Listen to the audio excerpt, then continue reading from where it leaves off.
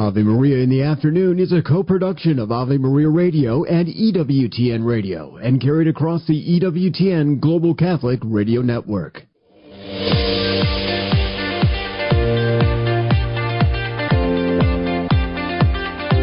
Welcome to Ave Maria in the Afternoon, examining the world through the lens of faith from the heart of the Church to help us navigate the culture. Here's Dr. Marcus Peter. Good afternoon. Thank you very much for joining us on this hour of Ave Maria in the Afternoon. I'm Marcus Peter. I came across this piece in First Things that prompted quite a lot of thought for me, and it had to do with the fact that women who identify as liberal also admit that they are not as happy. In fact, surveys and studies have been conducted to prove that women who identify as liberal are 3 times less happy, or I should reverse that therefore those who live lives that are defined as conservative are more than 3 times happier than their liberal counterparts. And this raises the question as to why. For all the promises of neo-atheism, progressivism, the sexual revolution, for all the promises of feminism, especially third-wave feminism, and now whatever intersectional feminism can call itself, the fact of the matter is women are registering more and more misery, and it's because progressivism promised that the actualization of the woman would come from the workplace, from wanton sexual expression, wanton self-expression, and therefore unmoored and ungirded by quote-unquote patriarchal oppressiveness. And women have sought to do that. For generations now, we've seen this, and it's taken an ugly turn, to the point where now the misery is palpable. And so numbers registering isolation, loneliness, depression, anxiety, all of these numbers are skyrocketing amongst women who identify as liberals. I want to talk about this and show that the pathway forward is, in fact, a humble return to the Father of all grace, truth, and virtue, and life in faith and in Christ and His one holy Catholic Apostolic Church. We move on from there to speak with Peter Herbeck. Pope Benedict XVI remains one of the greatest champions of truth in the modern age, and we've barely scratched the surface of the legacy that he handed forth for us. I talk with Peter about what truth means and how some of Benedict's statements in a lot of his writings, particularly about Jesus Christ, speak about truth itself and how there will be real attacks on truth, and this is demonic, that there is a spiritual reality to the attacks that we're facing. And as problematic as this is, the solution forward is Christ. All this after the headlines. Thanks, Marcus. Good afternoon, everyone. This is your Ave Maria Radio News for Tuesday, August 12th. It's the feast of St. Jane Frances de Chantal. Today's news brought to you by Visiting Angels, providing loving care and assistance for seniors in need at visitingangels.com.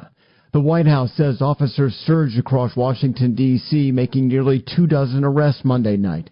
Press Secretary Caroline Leavitt said this is just the start. The Trump administration will relentlessly pursue and arrest every violent criminal in the district who breaks the law, undermines public safety, and endangers law-abiding Americans. The arrest came hours after President Trump announced D.C.'s police are being placed under federal control. The emergency authority that the president exercised under the D.C. Home Rule Act will expire in 30 days unless Congress approves an extension. The president said his action could also be used as a model for takeover of other U.S. cities with high crime rates. Anchorage, Alaska is where the meeting between President Trump and Vladimir Putin will take place Friday. NBC's Andrea Mitchell reports that Ukrainian President Volodymyr Zelensky has not been invited to participate in the summit. Zelensky and European allies fear the negotiations will favor Russia. President Trump is also raising the possibility of a land swap, but Zelensky has rejected giving up any land Russia has seized. Trump says he'll call Zelensky and other European leaders after his face-to-face with Putin. White House officials are launching a review of some of the Smithsonian's museums. The review seeks to ensure the museums are aligned with the directive from President Trump. 8 of the Smithsonian's museums have reportedly been instructed to replace exhibits that include what the letter described as divisive or ideologically driven material with unifying historically accurate content. And Swifties are rejoicing with the news that Taylor Swift's next album is on the way, announcing The Life of a Showgirl as her 12th studio album on August 12th. From your AveMariaRadio.net news desk, I'm Steve Clark.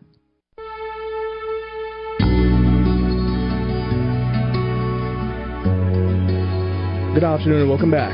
I'm Marcus Peter. Modern Western liberalism has long promised that autonomy, self-expression, and the rejection of tradition would yield unprecedented fulfillment. It's wrapped itself in the bright colors of progress, promised women freedom from the supposed chains of the past, family expectations, religious authority, moral boundaries, inviting them instead to embrace things like careers, independence, the creed of being true to oneself. But as the years roll on, the data is pointing to a different story. It's more sobering. In fact, evidence now consistently shows that liberal women are, on average, significantly less happy than their conservative counterparts. Now, I don't like those distinctions used broadly, but when I say liberal, I mean those individuals who identify with a political ideology of deconstruction of perennial traditional values, and therefore conservatives are those who seek to uphold those perennial foundational conservative Judeo-Christian values that has undergirded society since the beginning of Western civilization.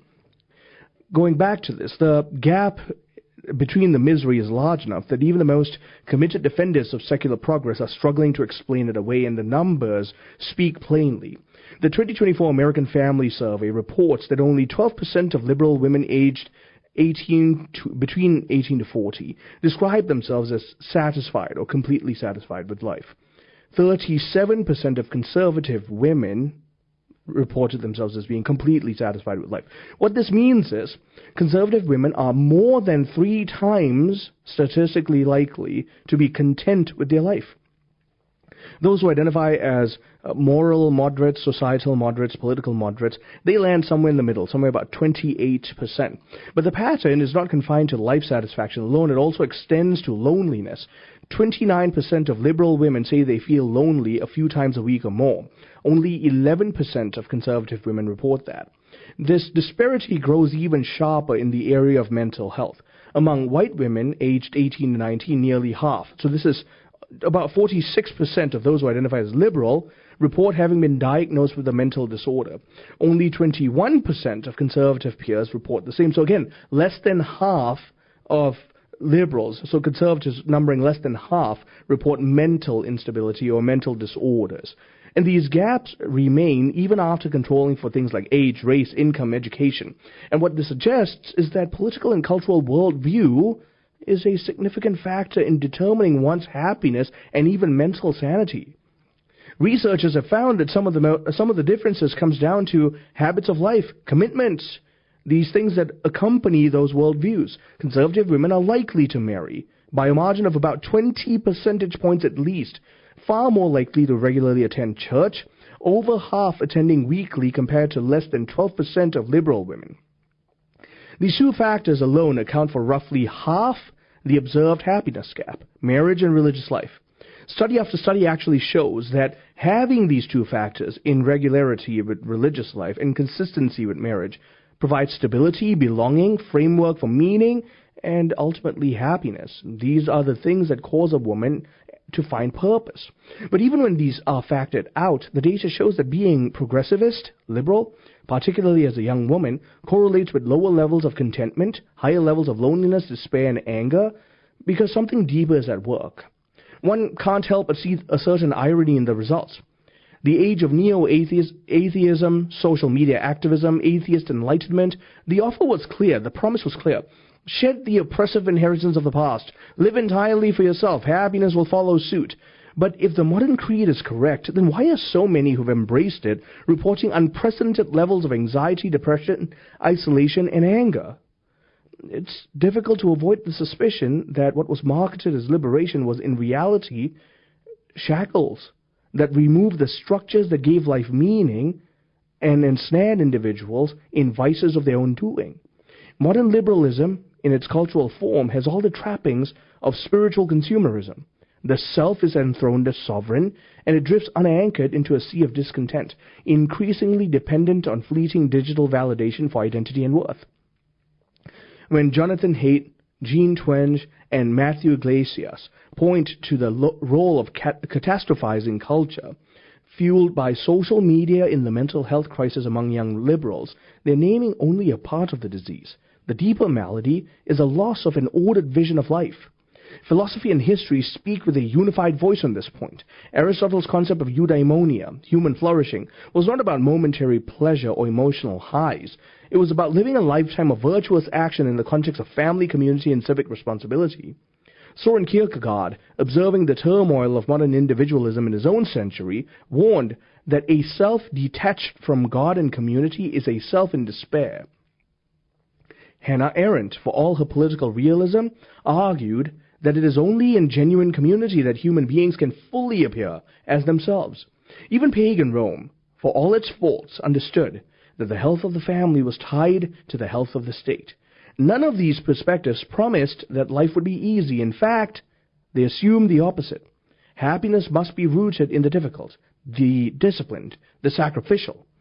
The classical virtues, prudence, justice, temperance, fortitude, they're not acquired through self-indulgence, but through daily acts of self-mastery, fidelity, sacrifice, and service. And this is precisely where modern liberalism stumbles and falls. In dismantling inherited moral and social frameworks, it has failed to offer a viable, consistent replacement. Neo-atheism, with its scorched earth rhetoric towards religion, offered only negation. It told you what to reject, but didn't give you a means through which you could develop purpose. By contrast, even a purely sociological look at religious conservatism reveals it tends to preserve the very institutions, marriage, faith, community, shared moral norms, that bind people together, give them a sense of place in the world, give them a sense of meaning in life. The statistics bear this out. Conservatives consistently report higher levels of personal agency, optimism, and meaning in life, a sense of control over one's circumstances, combined with belonging to a network of mutual obligation, and this forms a kind of emotional ballast that keeps the storms of life from capsizing the soul. The economic and cultural dimensions of the problem are no less important. The United States, with its patchwork of childcare, limited leave policies for families, it presents enormous challenges for women seeking to balance career and home. In this environment, marriage and community ties act as stabilizers, not shackles. The dominant cultural narrative continues to frame family life as an obstacle to self-fulfillment, particularly for women. The smoke of the gun that is feminism and sexual revolution has cleared, and it's left its true victims lying in the dust, women. The result is a growing cohort of young adults, disproportionately liberal and female, who find themselves excelling in professional environments but collapsing in their personal lives. Without the anchoring rituals of marriage, extended family, worship, life becomes a series of disconnected tasks, achievements, amusements, but none of these can satisfy the deep human hunger for rootedness, belonging, and purpose. A rediscovery of the heart-won virtues is not just a moral imperative, therefore, it's a psychological necessity. Fidelity, courage, humility, stewardship, sacrificial love, these may seem quaint to the modern ear, but they are practices that have sustained human civilization through centuries of turmoil. They're not easy. They require self-denial, patience, often suffering. But the reward is substantial, a life of meaning, peace, and deep joy. Conservative women in the surveys are not happier because they are ignorant or sheltered. Some critics try to say that, but the studies actually prove otherwise. It's because they're more likely to be embedded in webs of mutual care. Families, churches, neighborhoods, friendships that provide context and purpose for their lives that's greater than themselves, calling them to serve something larger than themselves. This is where faint cynicism turns to hope. If the modern secular vision has failed to deliver on its promise of happiness, the way forward is not to abandon the search, but to redirect it towards the ancient, enduring source. This means recovering the covenantal worldview in God, understanding life is a gift. We're created for relationship with God and one another. Our highest freedom is the freedom to love well. The biblical vision of happiness, righteousness, peace, and joy in the Holy Spirit is not contingent on circumstances. It's the fruit of abiding in Christ, of living in obedience to God's will, and of participating in the life of the church. And this is why Jesus' imagery of the vine and the branches in John 15 remains so compelling. Cut off from the vine, we wither. Grafted in, we bear fruit. From this vantage point, the unhappiness of all these liberal women is not a mystery, it's a predictable outcome. True flourishing comes from orienting one's life towards what's true, good, and beautiful, ultimately in Christ and His church, in virtue. It's the one path that no statistics can fully capture, but it leads to true happiness. Stay tuned. I'm Marcus Peter. Michigan's Catholic Biblical School Ministry unpacks every book of the Bible to deepen your relationship with God. Engaging talks from live expert teachers make reading the Bible a prayerful, inspiring part of our faith. These adult faith formation classes start this September in dozens of parish locations and online. Learn more at cbsmich.org. That's cbsmich.org. Support for this Ave Maria radio program comes in part by the non-for-profit St. Anthony Services. Are you shopping for mortgage products, Catholic investing, Catholic health, real estate, or estate planning? StAnthonyServices.org can help you find a Catholic professional for these needs. They regularly connect faithful citizens with faith-based professionals that share our Christian values. More information at StAnthonyServices.org or 877-LIFE-US1. Hi, I'm Dr. Marcus Peter. Ave Maria Radio spearheads the proclamation of the gospel into all areas of society and culture. And so we want to invite you to think about what Catholic radio means for you. Because our towers and our equipment need updating. And we want to ask you to think about the impact of Catholic radio and how your donations can help continue the propagation of the gospel for the salvation of souls to all who hear it. Thank you for joining us on this wondrous mission. This program brought to you in part by Ave Maria, Florida, a big kind of small town where golf carts take you everywhere and there's always something fun around the corner. Discover championship golf, resort-style amenities, and a town center full of shopping and dining. With Ave Maria University and Ave Maria Catholic Church at its heart, it's a community full of connection and charm. More than 25 model homes are available for viewing. More information can be found at AveMaria.com. That's AveMaria.com.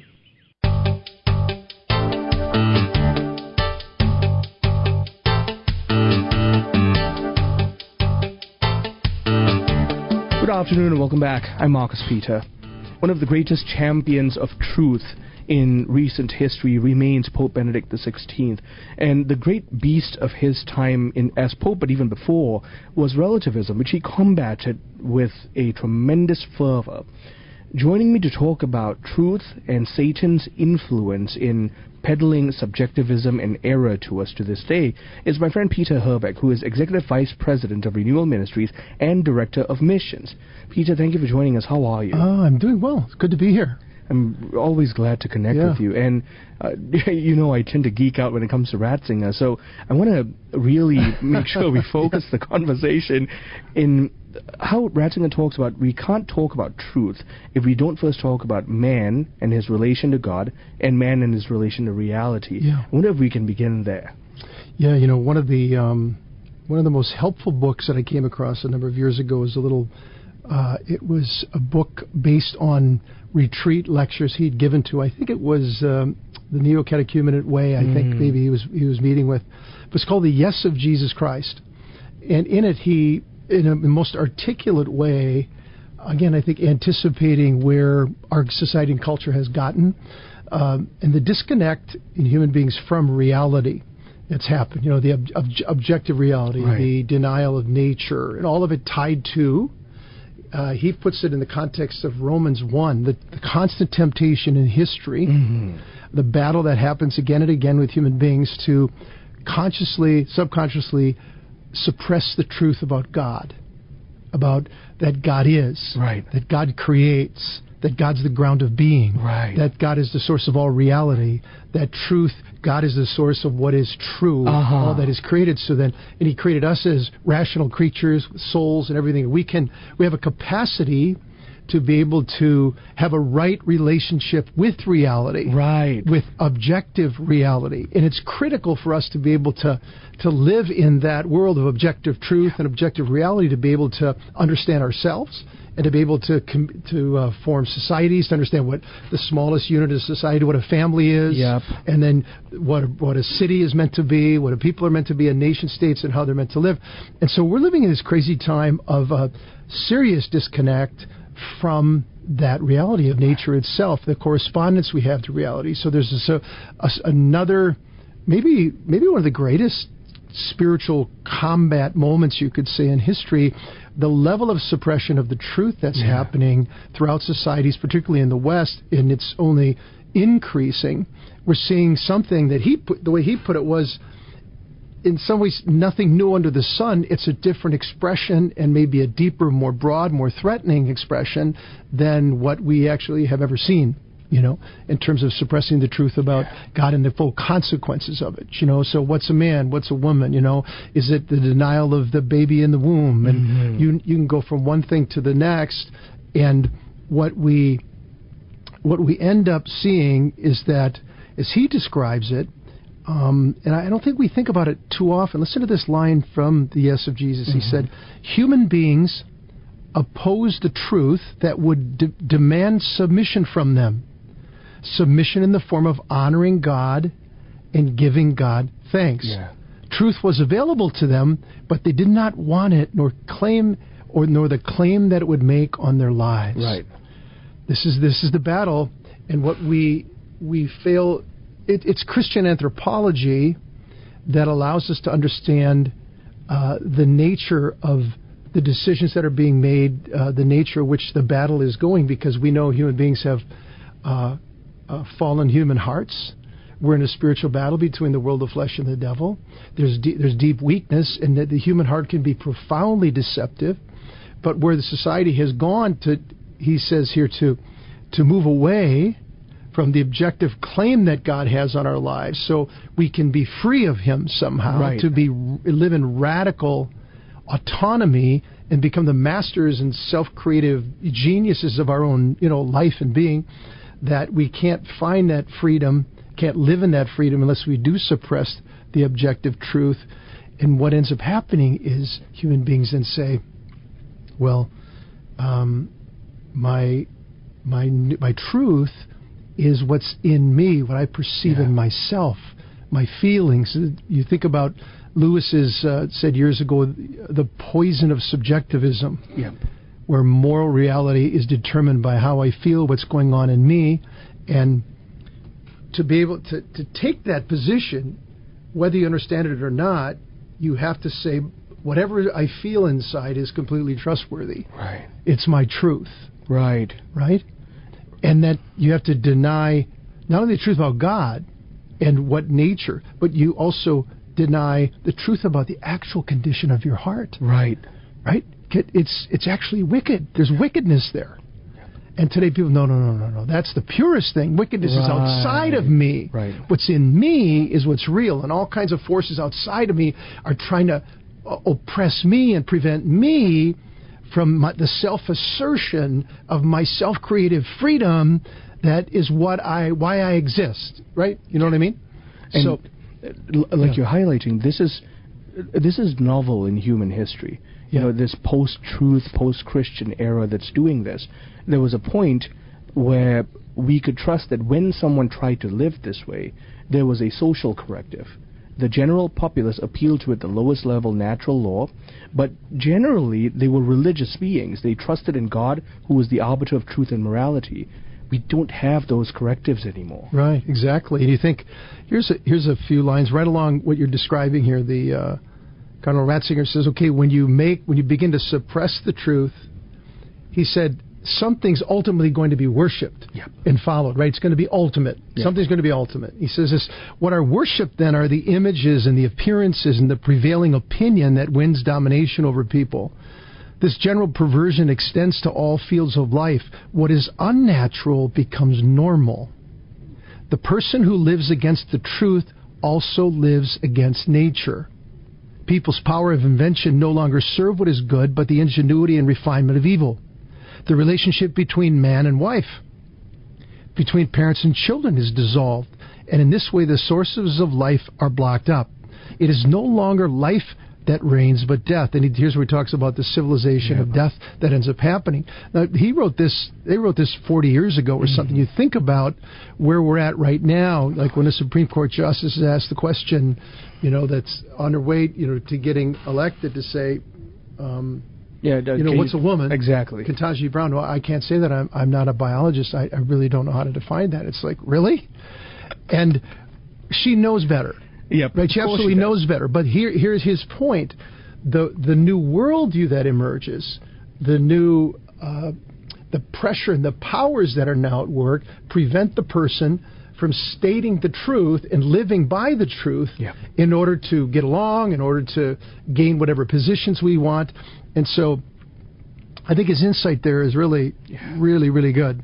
I'm reminded of, you remember that statement, and I heard you speak about it, Justice Kennedy at the Casey case, his verdict, his judgment, he says, at the heart of liberty is the right for man to define for himself the meaning of life, humanity, and his own happiness. And even at the judicial level, we're seeing that without an appeal to natural law, we have no standards. Yeah. And part of it is here again, he's saying truth itself, when this suppression of the truth happens, when we step into the kind of subjective reality that we're talking about, he said truth itself is far distant, and it does not show its power, but the opinion of men and women then becomes dominant. So people follow it. Men fear the close-at-hand appearance of the power of human opinion more than the distant, powerless light of truth. So people bow to the power of opinion, and they become its allies. They become its bearers. They become slaves to appearance. Once they have begun to become involved with it, they must go on following it step by step. They can indeed no longer break free from the net of shared pretense. A pretense about what is true rather than actual correspondence to reality and correspondence to nature and how God created it. My guess is Peter Herbeck, Executive Vice President of Renewal Ministries and Director of Missions. We're talking about really the question of truth, but also I just want to highlight here how there's a pernicious work on the part of evil to denigrate truth, because drawing man away from truth immediately means drawing man away from Christ. Continuing on the other side of the break, stay tuned. I'm Marcus Peter. In 2022, a brave young woman named Rima traveled to Ukraine to deliver medical supplies. She decided to stay, practicing combat medicine on the front lines. Join us on Sunday, August 24th at St. Francis Parish in Ann Arbor for a fundraiser dinner to buy medical supplies for Ukraine. Keynote speaker is Catholic apologist Joe Heschmeyer. To buy tickets or to donate, visit a2forukraine.com. That's a2forukraine.com. Underwritten in part by the following nonprofit. Are you paying high prices with a traditional health insurance company that pays for things that violate your conscience? There's an alternative available. Solidarity HealthShare is a community of faithful individuals and families that never share into immoral medical services, all while saving you money with prices starting as low as $85 per month for singles and $512 for families. Never fund another abortion with your healthcare dollars. Call 844-313-4999 to learn more. Resetting your password, unsubscribing from emails, printing anything. Why are simple things sometimes so complicated? Thankfully, with an auto owner's insurance independent agent, getting the right coverage for your business doesn't have to be one of them, so you can get back to more important things, like learning how that printer works. That's simple human sense.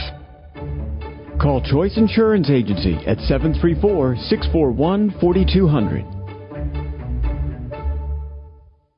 Ron Finn here, inviting you to join Dave Basheris, Pat Odie-Murray, and me for Morning Offering, the Catholic way to start your day. We welcome some very special guests each day, including Teresa Tomeo, Andrew Reinhardt, Dr. Ray Garendi, and Matthew Archbold. Plus, my chat with Pat, talking with Catholic experts from all over. Plus, we're having fun along the way, so you can start your day with a smile. Morning Offering, weekday mornings at 8, here on the Ave Maria Radio family of stations. Ever thought you'd make a bundle by trading in or selling your used vehicle only to find out it's worth a dinner for two? Well, it's much more valuable to donate your vehicle to Ave Maria Radio. Thousands of Americans donate their vehicle each year. The donation to Ave Maria is easy, tax deductible, and supports our efforts to evangelize. A year from now, will you remember that dinner or your gracious and selfless donation? Go to AveMariaRadio.net to find out more. That's AveMariaRadio.net. Honey, did you ever call Mighty Dog Roofing of Ann Arbor for that free roof inspection? I knew I forgot something. Roof leaks can cause mold buildup or even roof collapse. Protect your family today by calling local Catholics Dan and Mary Flanagan at Mighty Dog Roofing for a free inspection of your roof, siding, or windows.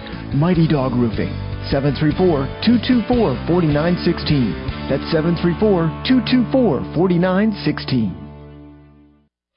Ave Maria in the Afternoon is underwritten by the following nonprofit organization: Real Estate for Life. Buying or selling your home or business property? Real Estate for Life can connect you with one of 1,400 pro-life real estate agents around the world. When Real Estate for Life receives a referral fee, they donate 70% to Ave Maria Radio and Human Life International. More information at realestateforlife.org or 877-LIFE-US1. That's realestateforlife.org. When the need for senior care arises, home is where the heart is. Visiting Angels provides home care for mom or dad up to 24 hours per day, including personal care, meals, and light housework. You may select your professional caregiver with Visiting Angels. More information at visitingangels.com or at 877-374-LIVE. That's 877-374-LIVE. Visiting Angels, America's choice in senior home care.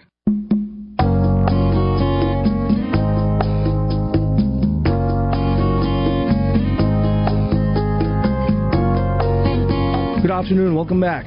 I'm Marcus Peter. I'm talking with Peter Herbeck, Executive Vice President of Renewal Ministries, Director of Missions, and we're talking about truth. During his papers, and even prior to that, Pope Benedict XVI attacked relativism. He attacked subjectivism. He attacked lies. Peter Herbeck is joining us to talk about some of the wisdom from the late Holy Father.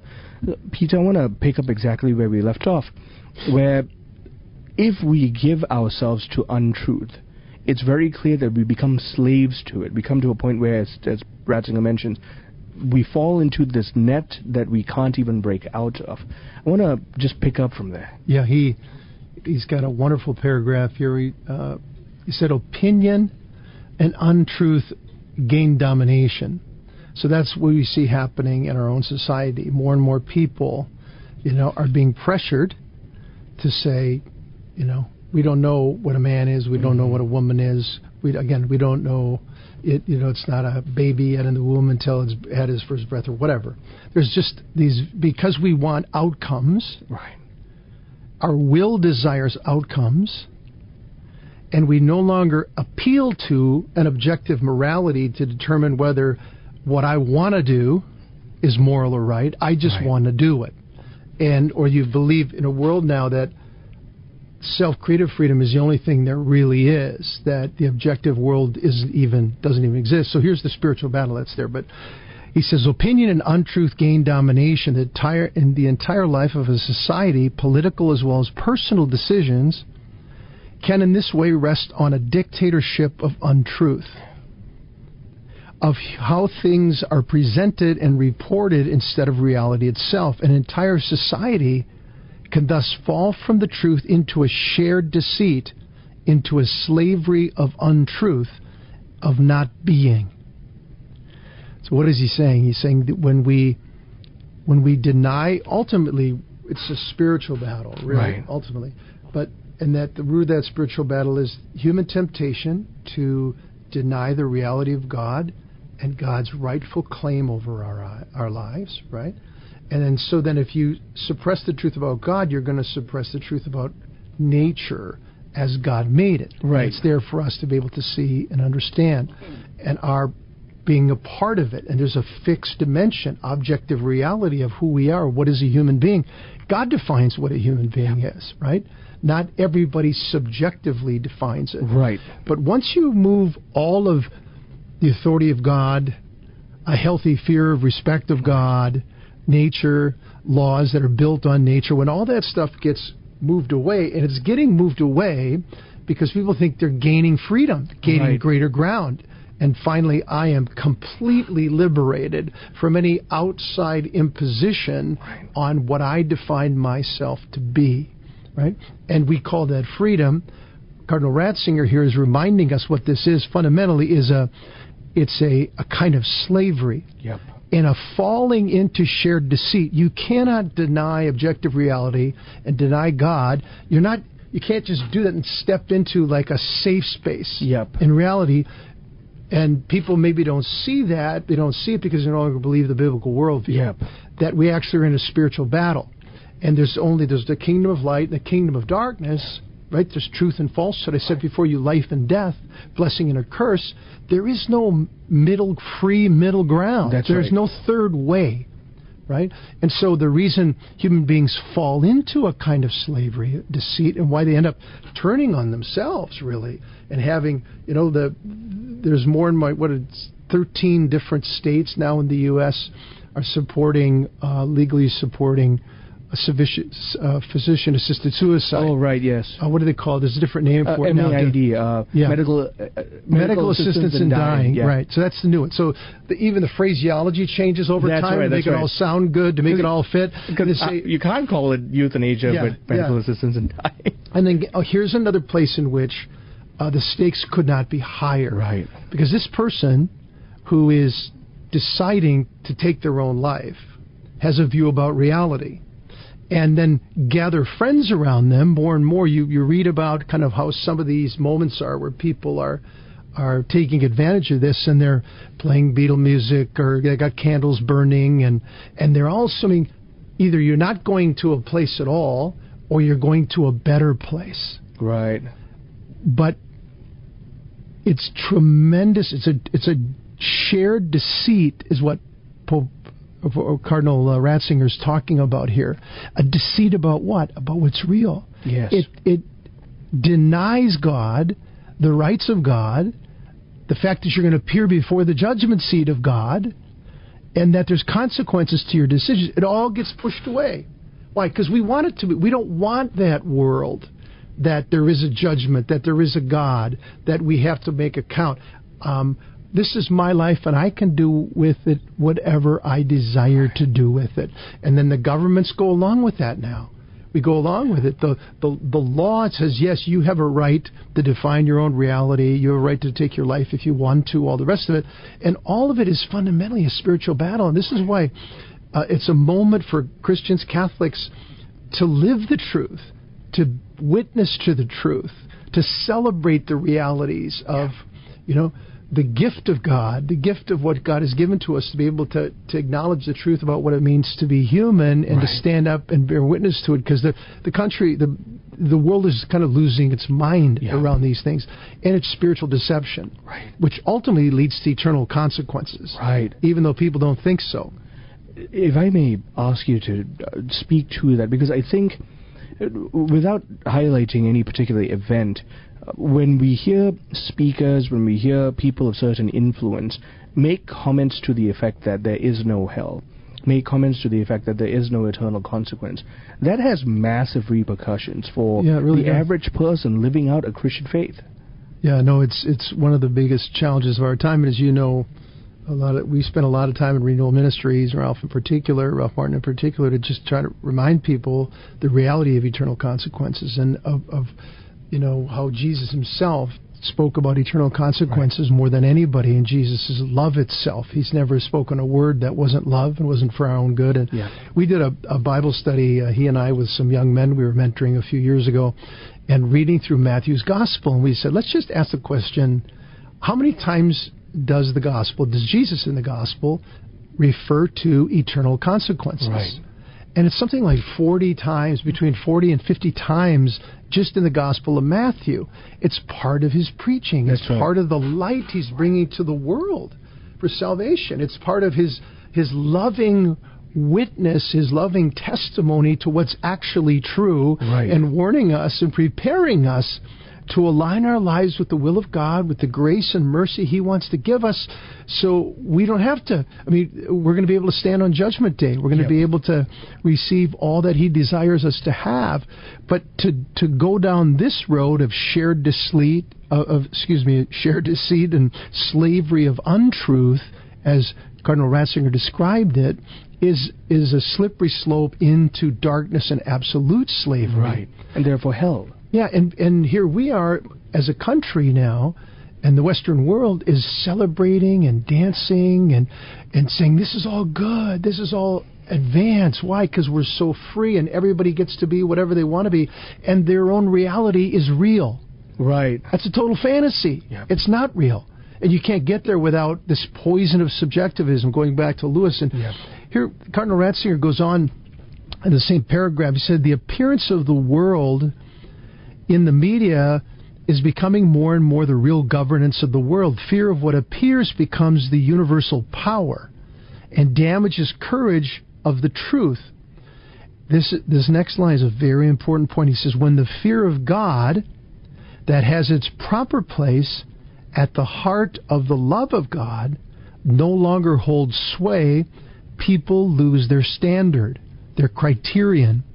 Fear of man exerts its domination over them, and there emerges an idolatry of what appears, and thus the door is wide open for every kind of folly.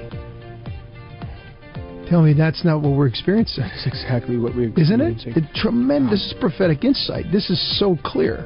I'm talking with Peter Herbeck, Executive Vice President of Renewal Ministries, Director of Missions, and we're talking about truth, the evil, heinous attacks on truth today, and how that has eternal consequences for our souls, and why we as Christians must live and fight for truth. Stay tuned. I'm Marcus Peter. Ave Maria School of Law is the Roman Catholic law school in the United States. Consistently ranked in the Princeton Review as one of the best and most conservative law schools, as well as pre-law's most devout law school. Ave Maria School of Law provides a traditional legal education while emphasizing how the law intersects with the Catholic intellectual tradition and natural law philosophy. Ave Maria School of Law, unabashedly Catholic, consistently excellent. For more information, visit avemarialaw.edu. The Sistine Chapel is coming to Detroit on September 4th, and we invite you to join us for the ultimate VIP experience at St. John's Resort in Plymouth. Members of the Sistine Chapel Choir, Sixtini Cantoris, are returning to Detroit together with Dr. Elizabeth Lev to present the sights and sounds of Michelangelo's masterpiece. Share a private Mass celebrated by Archbishop Weisenberger in the serene Saints Mary and Joseph Chapel, followed by an exclusive dinner with distinguished guests. Finish the evening with reserved VIP seating at the main concert in the brand new Monarch Ballroom at St. John's Resort. Secure your VIP experience now for the celebration of sacred tradition, artistic genius, and the eternal harmony between faith and culture. This is a once-in-a-lifetime experience you will not want to miss. Visit our website at www.ctscentral.net for sponsorship information. Hi, I'm Dr. Marcus Peter, host of Ave Maria in the Afternoon and Unveiling the Covenants. Ave Maria Radio has been at the forefront of dialoguing faith at the intersection of all things pertaining to human flourishing. We need your help. Our infrastructure is in urgent need of updating. We want to ask you to support us in this summer campaign. Every gift, no matter how big or small, will be useful to bringing the gospel to the ends of the earth. Thank you. You are broadcasting hope with us.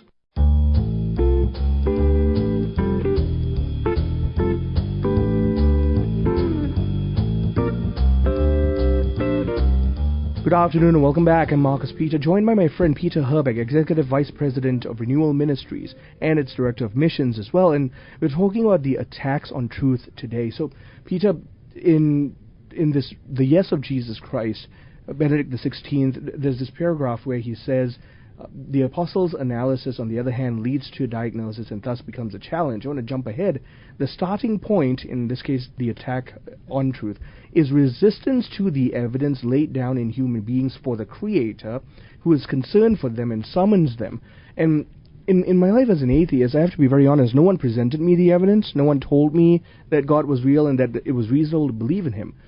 Today, with just how replete information is, especially with smartphones, the evidence for God is there.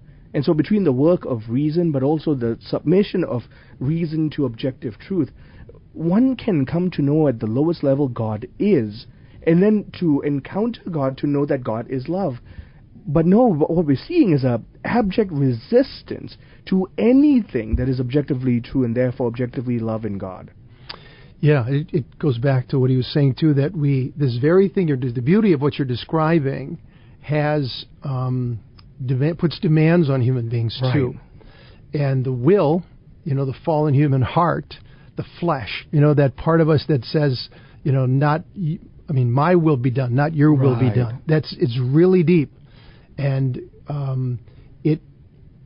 in order to really release that flesh, to walk in the freedom that we want and desire, the flesh demands, you have to suppress the truth about what nature, what God, has revealed to us about how we're meant to live. What the truth is and where we find actual freedom. And it's you and I were talking during the commercial break also of the whole dimension of what's happening with AI and our world becomes more artificial every day. We're going to, all the stats are there about how problematic the phone is in people's lives. We're disconnected from the natural, very much so. Well, AI is going to be at a level 10 times this or even more, and so we step into ever more kind of disconnect from what is natural in the natural world, and it makes it more and more difficult when the whole focus of a society becomes, hey, there's our hope. Look at what this is going to do. It's going to AI is going to solve all our medical problems. It's going to bring superabundance of food to the whole world. It's going to solve poverty. I mean, literally, the top people, Elon Musk and others, they talk about this regularly, that this is what we're going to see. Right. But at the end of it, they say it every time. Even though it's going to solve all these things, there's one major problem. We don't know what's going to happen. They say, what's that problem? The problem of meaning. Yeah. Meaning. And where does meaning come from? We can't, if there is no God and we're here by accident and we're making this up, it's just make-believe. You have to keep living a life at a hyperspeed and constant distraction in order to live that. You're never going to find meaning apart from the source of meaning, which is God, our Creator, who made us. And if we don't plug in there, we're never going to get it. So just today I was listening to one of the top guys at AI, and he said, Elon was part of the conversation too, and he was saying, well, tens of millions, hundreds of millions of humanoid robots are just around the corner. And guess what? They're going to be your best friend. And they'll be at your side 24/7. Like you're sick in bed, you have a grandparent, that humanoid robot's going to be there caring for that parent 24/7. So it solves another problem. Like, wait a minute, this is not as if it's a human being, as if it's genuine human compassion. If it just misses it, its utility, its function, you know what I mean? And so there's a blindness to it, but there's a utopian hope, you might say, that it's going to bring about and bring satisfaction to the level of human life and living that we've never seen before, because it's going to mean abundance. It's going to mean abundance of everything. But you can't escape who we are. We're made in the image of God. We're spiritual creatures. We have souls. And we're relational beings, too. We want to relate with other human beings. Like you were mentioning, you're sick, this AI bot's going to care for you and nurse you back to health. I don't know a single child that wants that. They want their mom. Although they will say, sometimes I heard one of the guys say, well, the problem today with families that have just one child, a little child, and both parents are working, one of the big problems they're finding is, especially during the COVID period, have the kind of mental and emotional issues in the lives of the child, a lot of loneliness, difficulty. It's complicated. They said, well, guess what? Little humanoid robots are going to become their companions. They will learn everything about this child. They will communicate with the child. They can go for a walk with the child. They can, all these kinds of things. And we're deceived enough to somehow believe that's a human solution. To a human soul, to an eternal creature. That's crazy. I mean, sure, some functionality in the house, sure, vacuum the carpet or whatever, but don't say this is going to be, they literally said, this will be the child's best friend. I don't want that. I mean, it's not even, I mean, it's not it doesn't have a soul. It doesn't have a spirit. It's a machine, ultimately. It's a very sophisticated, complicated machine. And it doesn't have a capacity, but they'll say, well, remember R2-D2 and how sweet and how fun they are, that actually say that. And that's what it's going to be like. It's going to be fun when we have these kinds of companions. The help it's going to give our lives. And I'm just kind of scratching my head and saying, that's a perspective that literally has moved on so far from the ground of being, of what it means to be human. Yes. You know, where do we come from? Why are we here? Yep. You know? Yep. And that all starts with, as the Holy Father ends up saying here, is the suppression of the truth about God and the holy fear of God, which is a really, really, really good thing. And like you mentioned, the victory of utility over truth. Yeah. Which is the prime attack against the holy fear of God. Going back to the scriptures, we know that the fear of the Lord is the beginning of wisdom. Yeah. Which means the lack of the fear of the Lord is a complete life devoid of wisdom. Yeah. And even the idea of the fear of the Lord gets distorted. That somehow, you know, there's an angry God in heaven and he's stomping around, he's mad with everybody. But, you know, the confirmation, you know, when kids get confirmed, you have the Isaiah gifts in there, and one of them is the fear of the Lord. He goes, wisdom, understanding. And it gets down to the fear of the Lord. And remember, these spiritual gifts are the endowment of the Messiah that he gives to us, right? And the last is the fear of the Lord. And this is the only place among them where it says, and his delight was in the fear of the Lord. His delight is in the recognition of the awesomeness of God. That's just exactly how Jesus lived. And he lived the truth of his Father and his eternal relationship with the Father to the end. He revealed it to us and said, this is the way to sanity, to eternal life. This is the way. Trust my Father at all costs. It's the only way to get there. You know what I mean? To follow in the footsteps of Jesus, to come into the eternal life that we're made for, the absolute satisfaction that our hearts are longing for. And we can't fix it. We can't. Only God can give the human heart what it desires. Yep. And all our utopian creations and philosophies and worldviews that seem to be setting people free or something in the moment never do. Yep. They never satisfy because they can't. There's something. So, like you mentioned, the Isaiah 11 gives the messianic gifts. His delight is the fear of the Lord. What Isaiah appeals to is what Jesus lives out. Yeah. And so, therefore, we're not saying that this means servile subordination to God. A son and a daughter fear their parents, but not out of terror. This is a fear born out of love. I fear doing anything that would offend and break the heart of the Father whom I love. Yeah.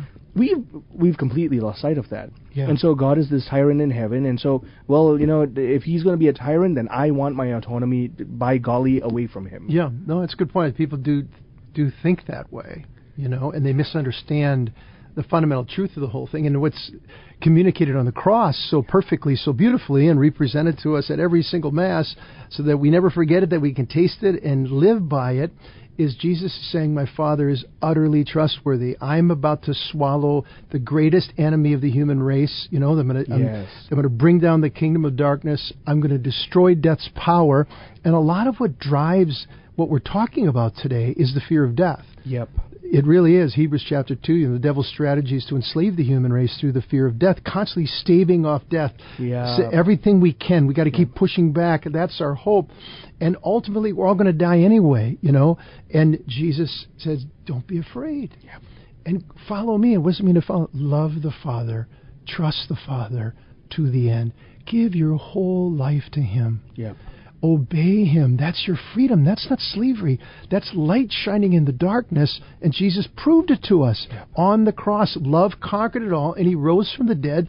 And what He said about human reality and about where we're going to find true peace and identity and freedom is, you know, vindicated by His resurrection. Yep.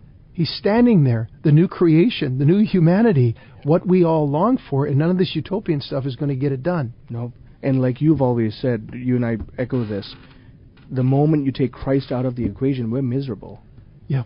Every time. Yeah. For all these progresses, transhumanism promises that it can fix the problem of death. The fact of the matter is, you take Christ out of the equation, we're miserable. Yeah. And friends, don't forget, Jesus said, you are the light of the world. You're a light shining in the darkness. Don't be overly enamored by all the new toys that human beings can create and all the rest of it. Be objective, be wise as a serpent, innocent as a dove, but remember, what every human person needs is a living relationship and the new creation of love and relationship with Jesus Christ, being baptized into Him entering the family of God, entering His church, and loving God and loving neighbor and learning how to love yourself in the right way. Amen. Right? And that's as powerful a place to conclude today.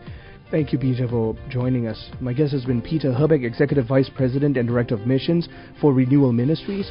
And we've been talking about truth, the attacks on truth, and how, when we find the truth in Christ Jesus alone, we will be set free to happiness. Thank you for joining us. I'm Marcus Peter.